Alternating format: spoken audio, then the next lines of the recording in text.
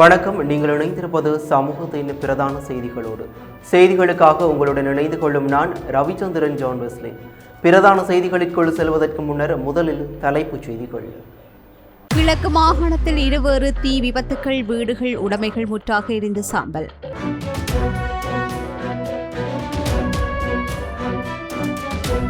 ரயில்களில் அதிகரிக்கும் சமிக்ஞை கோளாறு உடனடியாக தீர்க்காவிட்டால் தொழிற்சங்க நடவடிக்கை. இலங்கை ரயில்வே நிலைய மாஸ்டர்கள் சங்கம் எச்சரிக்கை. கொழும்பு கடற்பகுதியில் 17 காலி சரக்கு கொள்கலன்கள் மிதக்கின்றன. மீன்பிடி படகுகள் திணைக்களம் அவசர எச்சரிக்கை.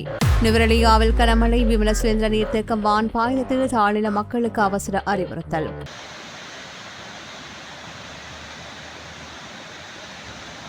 நீர்கொழும்பு கடற்பகுதியில் மீன்பிடி படகு கவிழ்ந்து விபத்து, ஒருவர் பலி, இருவரை காணவில்லை. சுற்றுலா பயணிகளின் பணப்பையை திருடிய நபர் 1 மணி நேரத்தில் அதிரடியாக கைது செய்த விசேட அதிரடிப்படை. சுதுமலை அம்மன் கோவில் வழக்கை முழுமையாக தள்ளுபடி செய்து மேல் நீதிமன்றம் உத்தரவு.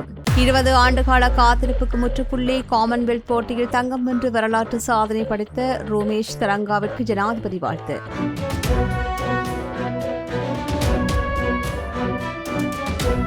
தீகவாவியில் காட்டு யானைகள் தாக்கி பல ஏக்கர் நெற்பயிர்கள் முற்றாக நாசம், விவசாயிகள் கவலை.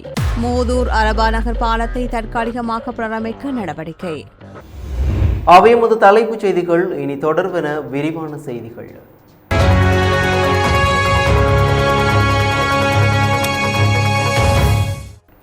கிழக்கு மாகாணத்தின் அம்பாறை மற்றும் மட்டக்களப்பு மாவட்டங்களில் இடம்பெற்ற இருவேறு தீ விபத்து சம்பவங்களில் வீடுகளும் பல லட்சம் ரூபாய் பெறுமதியான பொருட்களும் தீக்கிரையாகியுள்ளன.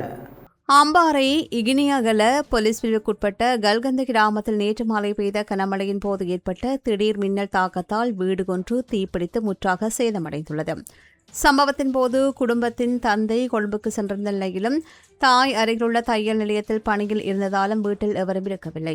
மழை பெய்ய தொடங்கியதும் வீட்டில் இருந்த 2 பிள்ளைகளும் அருகிலுள்ள வீட்டிற்கு சென்றிருந்ததால் அதிர்ஷ்டவசமாக உயிர் தப்பினர்.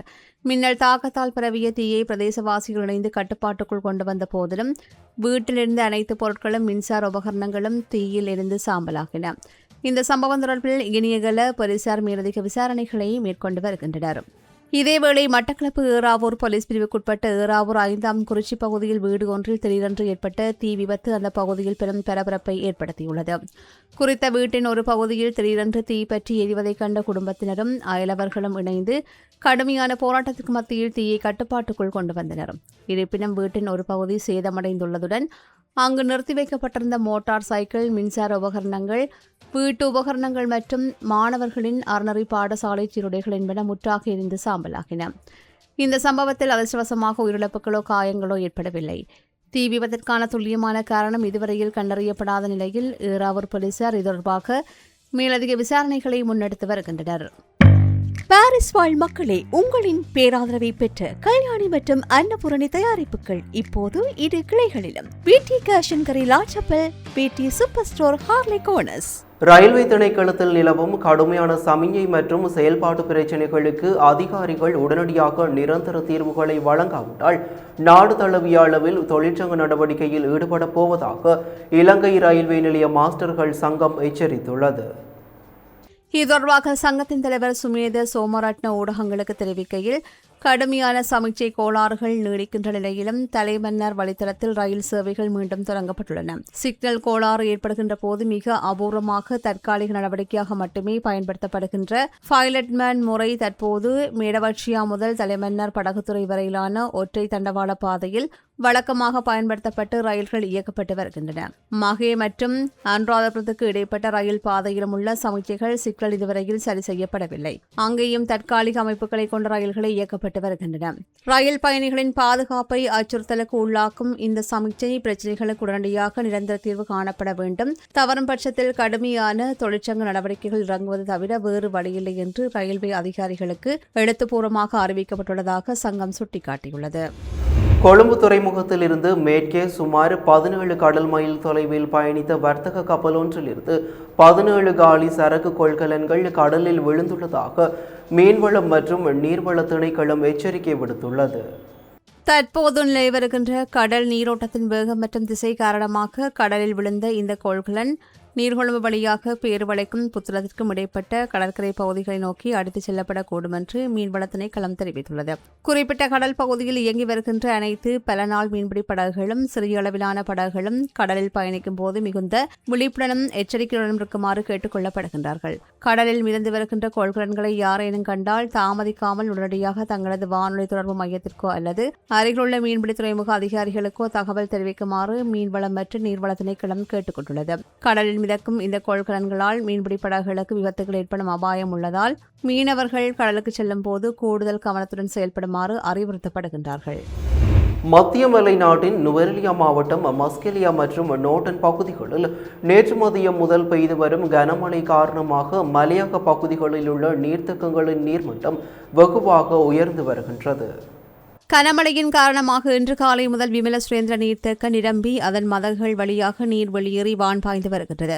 அத்துடன் மௌசாகலே, ஹென்யோன், புரோட்லே, லக்சபானா, ஃபல்பெட்டிய, நவலக்ஷபானா, ஹலகல மற்றும் காசுல்டி ஆகிய நீர்த்தேக்கங்களின் நீர்மட்டமும் வேகமாக அதிகரித்து வருகின்றது. தொடர்ந்து மழை பெய்யும் பட்சத்தில் மேலும் பல நீர்த்தேக்கங்களின் வான்கதவுகள் திறக்கப்படும் நிலை ஏற்படும் என்று நுவரெலியா மாவட்ட அனர்த்த முகாமைத்துவ மத்திய நிலையம் தெரிவித்துள்ளது. இதனால் ஆறுகளை அண்டியுள்ள தாழ்நில பகுதிகள் வாழுகின்ற மக்கள் மிகவும் அவதானத்துடன் இருக்குமாறு கேட்டுக் கொள்ளப்படுகின்றார்கள்.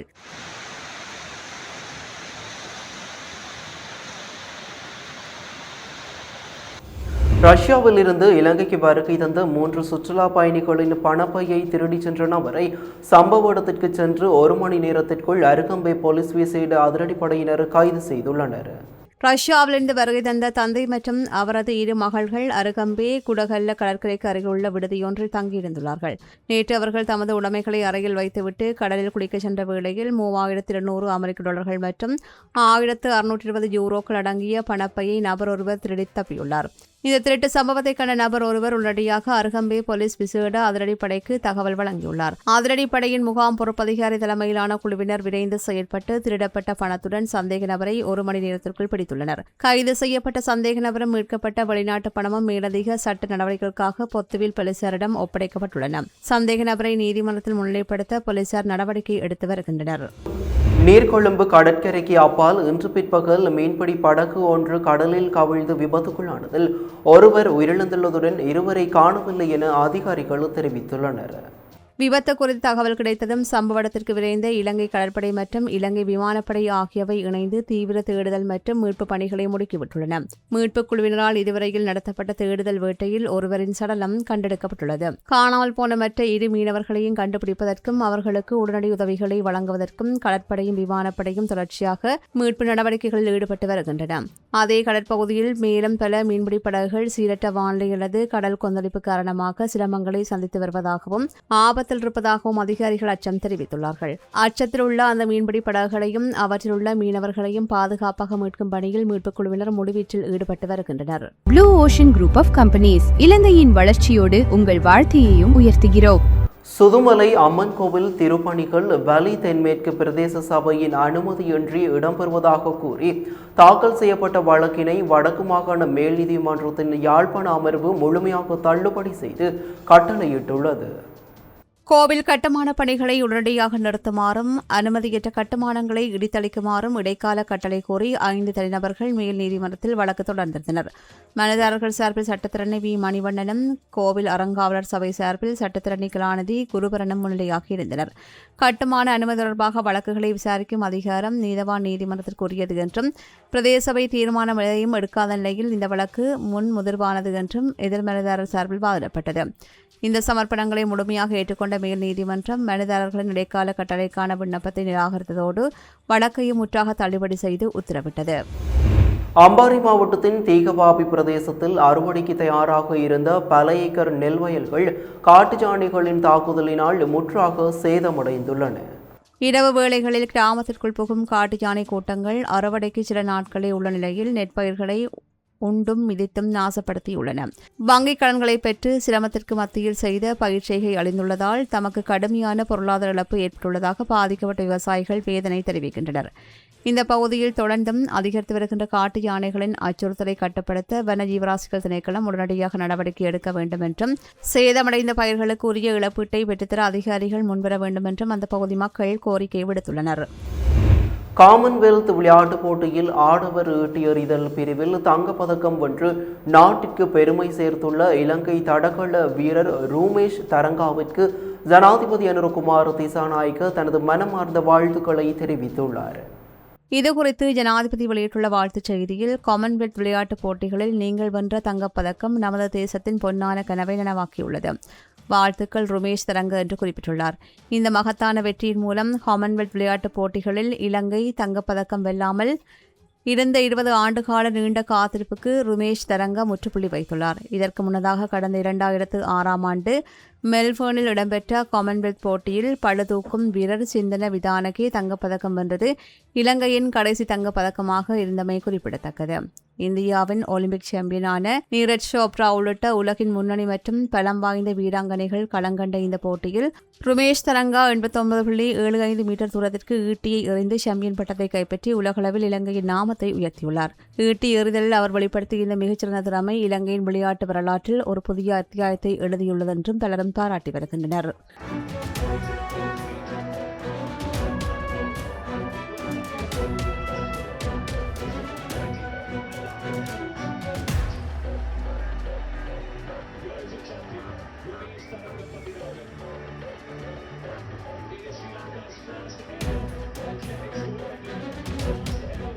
ராயல்டி என்ஜினியரிங் வழங்கும் நவீன அடுக்குமாடி குடியிருப்புகள் இப்போது விற்பனைக்கு. Colombo 6 Wellawatte bus line hall ரோட்டுக்கு மிக அருகாமையில். சேதமடைந்துள்ள மூதூர் அரபாநகர் பாலத்தை பொதுமக்கள் மற்றும் சமூக அமைப்புகளின் பங்களிப்போடு தற்காலிகமாக புனரமைப்பதற்கான பணிகள் ஆரம்பிக்கப்பட்டுள்ளதாக மூதூர் பிரதேச சபையின் பதில் தவிசாளர் BDM பைசர் தெரிவித்தார். டிட்பா அனர்த்தத்தினால் சேதமடைந்த இந்த பாலத்தின் வழியே வாகனங்கள் பயணிப்பதில் பெரும் சிரமங்கள் நிலவி வந்தன. இதுகுறித்து பொதுமக்கள் வழங்கிய முறைப்பாட்டை அடுத்து இன்று சம்பவ இடத்திற்கு நேரில் சென்று கள விஜயம் மேற்கொண்ட பின்னரே பதில் தவிசாளர் தகவல்களை பகிர்ந்து கொண்டார். இந்த விஜயத்தின் போது அரபாநகர் கிராம அமைப்புகளின் பிரதிநிதிகள் கலந்து கொண்டு பாலத்தை விரைவாக புனரமைக்க வேண்டியதன் அவசியத்தையும் வலியுறுத்தியிருந்தமை குறிப்பிடத்தக்கது.